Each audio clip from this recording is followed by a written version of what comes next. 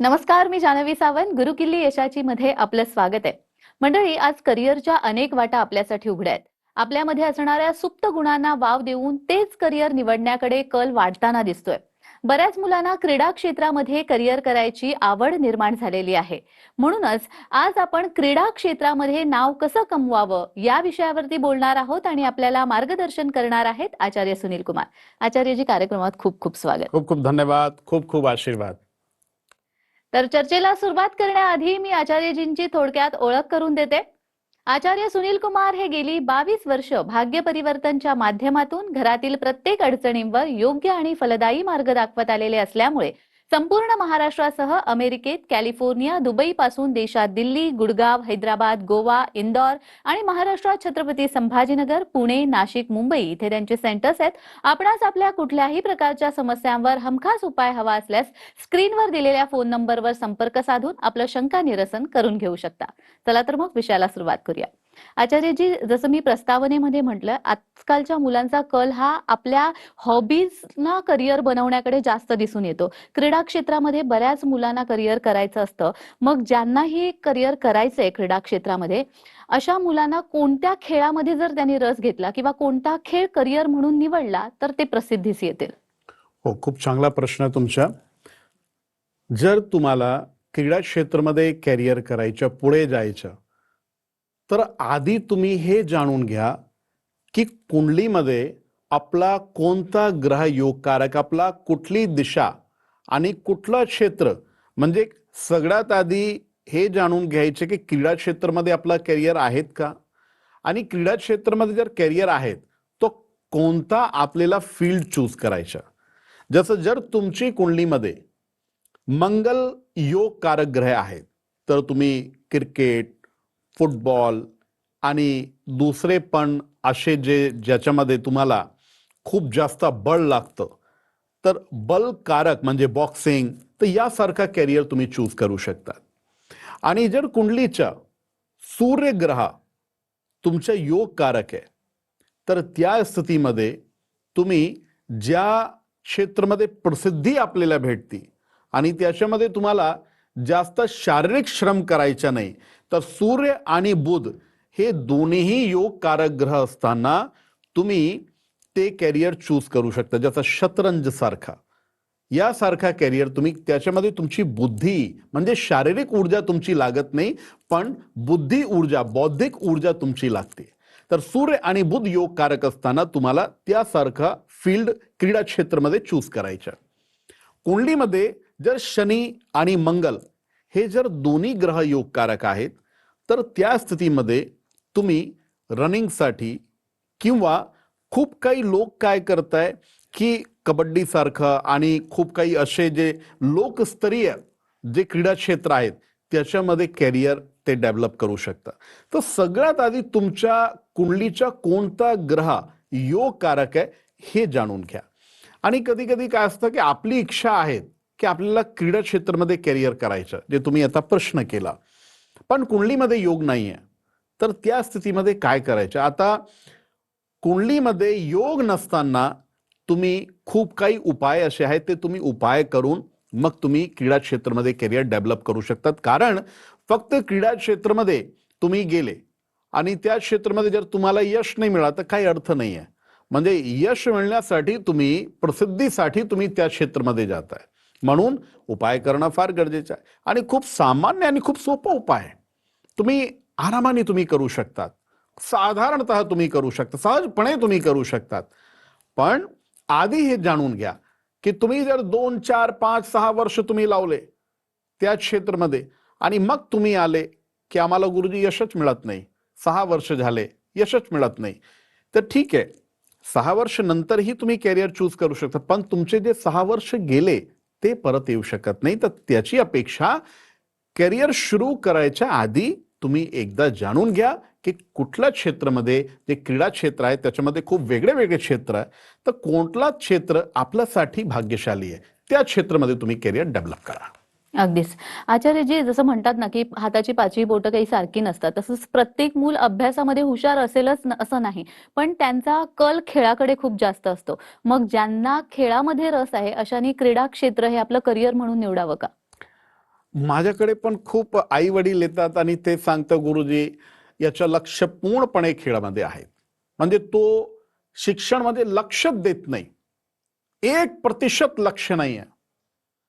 आणि मी तुम्हाला सांगतो सगळ्या मुलांना, म्हणजे ज्या लोकांच्या क्रीडा क्षेत्रामध्ये खूप रुची आहेत पण शिक्षण कधी ज्या लोकांचं लक्ष नाही आहे, तर मी तुम्हाला सांगतो आणि एक उदाहरण पण मी तुम्हाला देतो. जेव्हा तुम्ही जिंकताय ना, म्हणजे तुम्हाला विजय मिळाली, मग पूर्ण मीडिया, पूर्ण लोक तुमच्या समोर येतात आणि तुमचा एक्सपिरियन्स, तुमचा अनुभव आणि खूप काही वेगळी वेगळी भाषामध्ये, कोणी इंग्रजीमध्ये, मराठीमध्ये, हिंदीमध्ये आणि वेगळे वेगळे प्रश्न तुम्हाला विचारताय. आणि जर तुम्हाला नॉलेज नाही आहे, फक्त तुम्हाला खेळ म्हणजे क्रीडा क्षेत्राची नॉलेज आहेत, पण जे दुसरे पहलू त्या विषयांवर जर काहीही प्रश्न त्यांनी तुम्हाला मांडला आणि तुमच्याकडे उत्तर नाही आहे किंवा तुमची प्रेझेंटेशन चांगली नाही आहे. आणि प्रेझेंटेशन कसं येणार? प्रेझेंटेशन जेव्हा तुम्ही शिकणार तेव्हा प्रेझेंटेशन येणार. म्हणजे माझ्या बोलण्याचा अर्थ आहे की तुम्ही जेवढा लक्ष घालता तुम्ही क्रीडा क्षेत्रामध्ये, त्या कॅरियरमध्ये, तेवढं लक्ष शिक्षणमध्ये पण घातलं पाहिजे. आज खूप मोठे मोठे जे आपलं देशात जे खिलाडी आहेत, त्या लोकांना जर तुम्ही बघितलं, ते क्रीडा क्षेत्रामध्ये पण आहेत आणि सरकारने त्यांना खूप विशेष अधिकार पण दिलेले आहेत. कोणी पोलीसमध्ये, कोणी आर्मीमध्ये, कोणी वेगळे वेगळे क्षेत्र, इंजिनियर्स, डॉक्टर्स, वेगळे वेगळे क्षेत्रामध्ये त्यांची खूप जबरदस्त प्रतिभा आहे. तर मी तुम्हाला सांगतो की त्या क्षेत्रामध्ये पण तुम्ही तुमचं लक्ष घाला, पण शिक्षण पण तेवढं गरजेचं आहे. आणि जर कुंडलीमध्ये गुरु तुमच्या योगकारक नाही आहे, म्हणजे जे तुम्ही प्रश्न केला त्याचं उत्तर मी देतो, गुरु योगकारक नसताना मुलांचं लक्ष शिक्षणमध्ये राहत नाही. तुम्ही कितीही त्यांच्या मागे लागले, ते शिक्षणावर लक्ष देणार नाही. तर त्यांच्या मागे लागण्यापेक्षा कुंडलीमध्ये जे प्रॉब्लेम आहे, कुंडलीमध्ये जे दोष आहे, त्या दोषची निवृत्ती करून घ्या. मग तुम्ही त्यांना सांगा. तर निवृत्ती झाली तर निश्चितपणे ते तुमच्या ऐकणार. आणि कुंडलीमध्ये जर सूर्यग्रहाची स्थिती उत्तम नाहीये, चंद्रग्रहाची स्थिती उत्तम नाहीये, तर काय होणार? चंद्रमा मनसो जात चक्षुः सूर्यो अजायत. चंद्र आणि सूर्य, चंद्र आई कारक ग्रह म्हणजे मातृकारक ग्रह, सूर्य पितृकारक ग्रह, म्हणजे ते आई वडिलांच्या ऐकणार नाही. तर त्याचे उपाय असतात आणि खूप सामान्य सामान्य उपाय असतात. तर सूर्य चंद्रचे उपाय करून मग तुम्ही त्यांना सांगा, ते तुमच्या निश्चितपणे ऐकणार, शिक्षणमध्ये पण लक्ष देणार आणि क्रीडा क्षेत्रामध्ये ते खूप पुढे जाणार. अगदीच, म्हणजे क्रीडा क्षेत्रात जरी आवड असली तरी सुद्धा आपलं अकॅडमिक पूर्ण करणं गरजेचं आहे, बाकीच्या गोष्टींचं सुद्धा ज्ञान घेणं गरजेचं आहे. खूप गरजेचं आहे. अगदीच. या विषयासंदर्भात मला अजून जाणून घ्यायचं आहे, मात्र आपल्या प्रेक्षकांचे फोन यायला लागलेले आहेत. कर्नाटकहून माधुरी देसाई आपल्याशी जोडल्या गेलेल्या आहेत. माधुरीजी, माझा आवाज येत असेल तर तुमचा प्रश्न विचारा. हा, येतोय आवाज येतो. बोला. जन्मतारीख सांगा बेटा. राहुल मंगळ देसाई, 13 जुलै 1989. आणि वेळ माहिती आहे? 9:10 रात्री, गुरुवार. जन्म ठिकाण? मिरज. हा, मिरज. तुमची पत्रिका बघितली, मानसिक त्रास तुम्हाला खूप जास्त आहे बेटा. म्हणजे घरात अशांतता, आणि अशांतता पण आपलं लोकांकडनं, म्हणजे जर कोणी बाहेरचे लोक राहिले, नातेवाईक राहिले, त्यांच्याकडनं जर त्रास असेल तर माणसाला खूप म्हणजे जास्त वाईट वाटत नाही. पण कुंडली अनुसार, पत्रिकेनुसार जे त्रास आहे ते मुलाबद्दल, म्हणजे मुलगा पण त्रास देणार, जे पुत्र संतती हे पण त्रास देणार, आणि घरचे जे लोक आहेत ते पण त्रास देणार. तर घरात अशांतता खूप वाटते का? हा, सुख नाही, समाधान नाही. काय म्हटले? सुख पण नाही, समाधान नाही, मानसिक त्रास. सुख पण नाहीये, समाधान पण नाहीये, शांतता पण नाहीये. ठीक आहे, आता तुम्ही नीट पद्धतीने ऐका, जे मी सांगतो ते उपाय करायचा. घरात जर शांतता नाही आणि आपल्या लोकांकडनं नाहीये, म्हणजे तुमच्या कुंडलीच्या पत्रिका सहज भाव, पराक्रम स्थान एकदम बरोबर नाहीये, म्हणून हे लोक तुम्हाला त्रास देत आहे. पंचम स्थान बरोबर नाहीये, म्हणून पुत्र म्हणजे संततीकडनं तुम्हाला त्रास आहे. तर काय करायचं? नंबर 1, अमावस्येला सप्तधान्य घ्या. आणि सप्तधान्य म्हणजे 7 प्रकारच्या कुठलाही अनाज तुम्ही घेऊ शकता.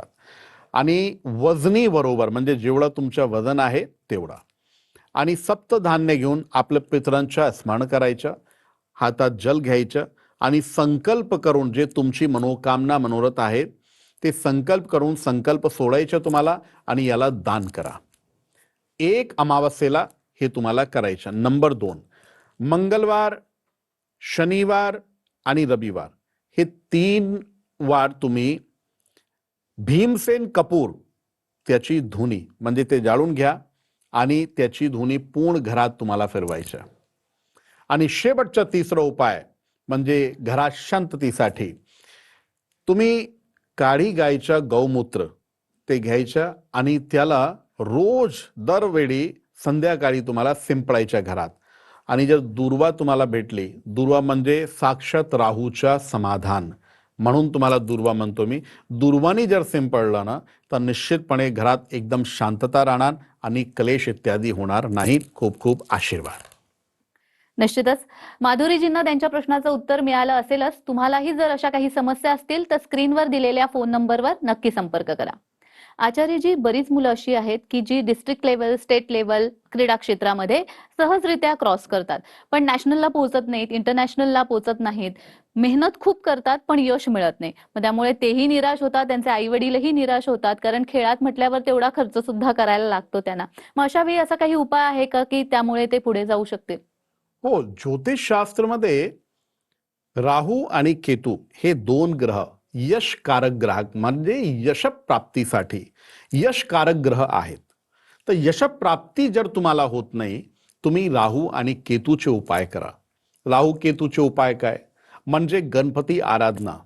याच्यामध्ये संकष्टनाशन गणेश स्तोत्र हे तुम्हाला दर नेहमी वाचायचं.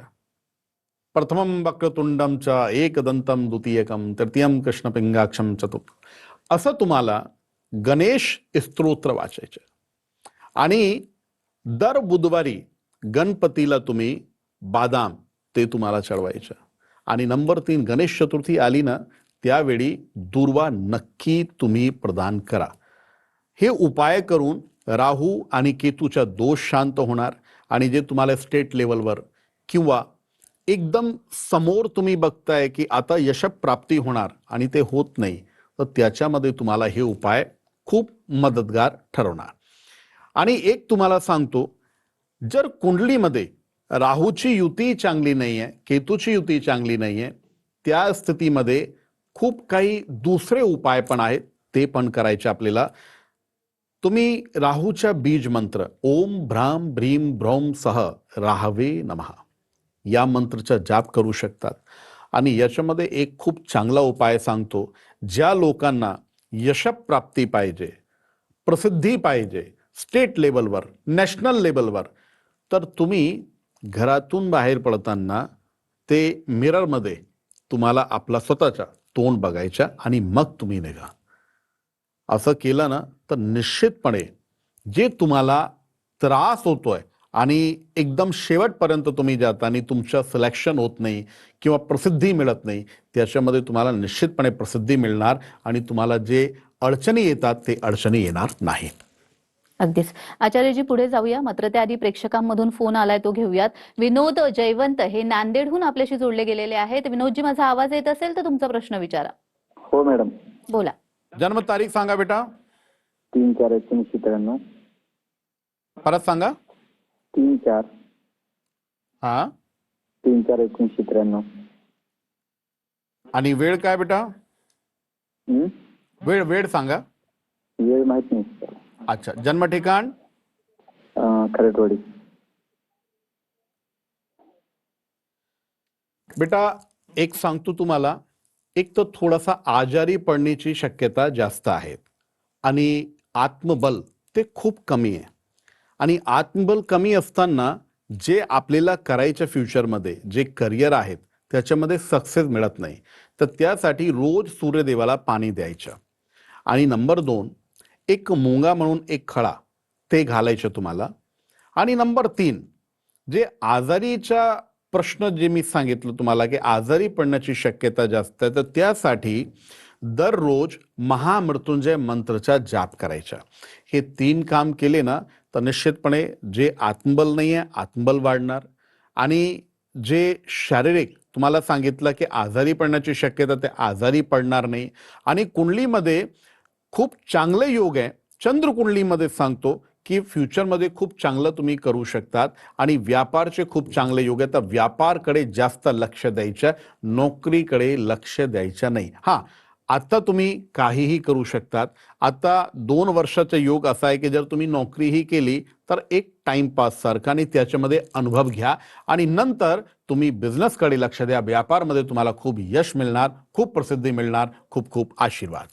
त्यांच्या प्रश्नाचं उत्तर मिळालंय. तुम्हाला जर अशा काही समस्या असतील तर स्क्रीनवर दिलेल्या फोन नंबरवर नक्की संपर्क करा. हे क्रीडा क्षेत्रात नाव कसं मिळवावं आणि त्यासाठी मार्गदर्शन करतायत आचार्य सुनील कुमार. आचार्यजी, खेळ म्हटलं की एकतर खेळासाठी लागणारं साहित्य, कोचिंग ह्या सगळ्या गोष्टी आल्या आणि त्यासाठी अर्थात पैसा लागतो. बरीच कुटुंब अशी आहेत की ज्यांना एवढा खर्च परवडत नाही. आर्थिक स्थितीमुळे ते आपल्या मुलांना खेळू देत नाहीत. तर असा कोणता कुंडलीमध्ये योग असेल की ज्यामुळे ती मुलं त्यांच्याकडे पैसे नसले तरी सुद्धा आपल्या ग्रहांच्या शक्तीमुळे या क्षेत्रामध्ये पुढे जाऊ शकतात? हो, खूप चांगला उत्तम प्रश्न. मी पण खूप काही लोकांना बघितलंय की त्यांच्याकडे पैसे नसताना त्यांचे जे कुटुंबातील जे लोक आहे, आई वडील किंवा भाऊ बहीण, ते त्यांना थोडंसं असं म्हणतात, बाबा आपल्याकडे एवढे पैसे नाही आहे, कशाला तू पुढे जातो. पण तरी कुंडलीमध्ये राजयोग जर आहेत आणि कुंडलीमध्ये जर प्रसिद्धी योग आहेत तर निश्चितपणे त्यांना प्रसिद्धी मिळते. म्हणजे कुठलाही अपवाद तुम्हाला थांबू शकत नाही. अपवादकडे लक्ष द्यायचं नाही की आपल्याकडे हे नाही आहे, आपल्याकडे सामर्थ्य नाही आहे. आणि कुठलाही फील्ड असू द्या, खूप काही लोक म्हणजे जर त्यांची फायनान्शियल कंडिशन बरोबर नाही आहे तर ते मोठे स्वप्नच बघत नाही. पण मी तुम्हाला सांगतो, आज तुम्ही कुणाचाही इतिहास बघा, जे मोठे मोठे लोक ज्यांनी आज हे एकदम सिद्ध केलेलं आहे की त्यांच्याकडे काहीही नसताना आज त्यांच्याकडे पैसे आहेत, त्यांच्याकडे पॉवर आहे, त्यांच्याकडे एक खूप मोठा सिस्टम आहे, आणि त्यांचे खूप मोठे मोठे कॉन्टॅक्ट्स पण आहेत. त्यांना कोणी ओळखत नव्हतं. त्यांच्या घरी पण एवढे कोणी मोठे माणसं नव्हते की ज्यांच्यामुळे त्यांना प्रसिद्धी मिळाली.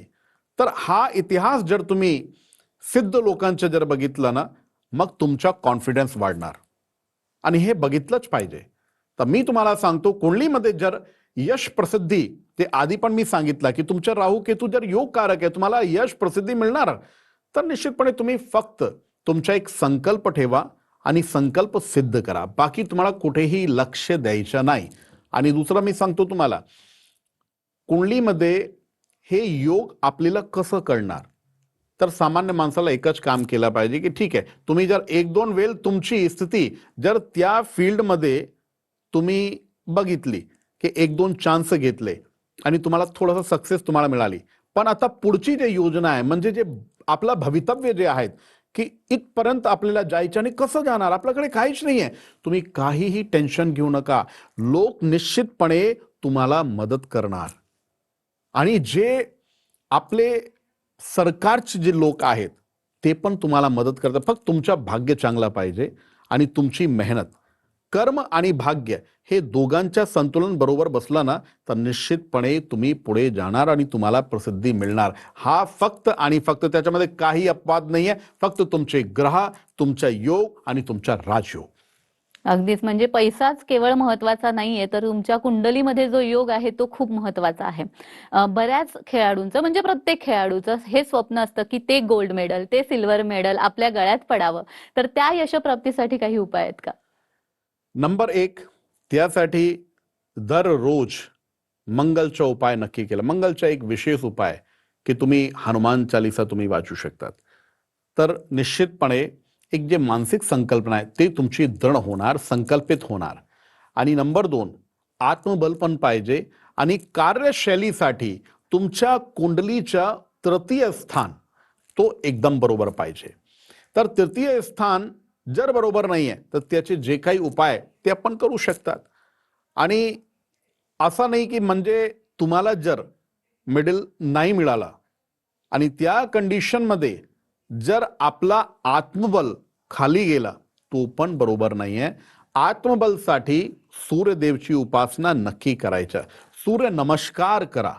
जेवढे खिलाडी आहेत ना, मी सगळ्यांना एक विनंती करतो, तुम्ही सूर्य नमस्कार करणं तुम्ही सुरू करा आणि 2 महिन्यात तुम्ही त्याच्यामध्ये लाभ आणि यश तुम्हाला किती मिळाला ते पण बघा. एकदा करून बघा. ज्योतिषशास्त्रच्या एकदा अनुकरण तुम्ही करा, निश्चितपणे तुम्हाला यश मिळणार. अगदीच, म्हणजे आत्मबल, मनोबल सुद्धा आपलं तितकंच महत्वाचं आहे, कारण हार जीत तर होत असते, पण त्याला स्वीकारणं सुद्धा तितकंच गरजेचं आहे. तुम्ही इथे आलात आणि खूप छान मार्गदर्शन केलं, त्यासाठी खूप खूप धन्यवाद. खूप खूप धन्यवाद आणि खूप खूप आशीर्वाद. ओम श्रीर्वर्चस्वम् आयुष्यम् आरोग्यम् आविदाचनम् मय्यते धनं धान्यं पशुं भापुत्रवान् लत्पत्रलाभं शतसंवत्सरं दीर्घमायुः. खूप खूप आशीर्वाद. तर गुरुकिल्ली यशाची मध्ये वेळ झालेली आहे इथेच थांबण्याची. पुन्हा भेटणार आहोत एका नवीन विषयासह. तुम्ही कुठेही जाऊ नका. पाहत रहा TV9 मराठी.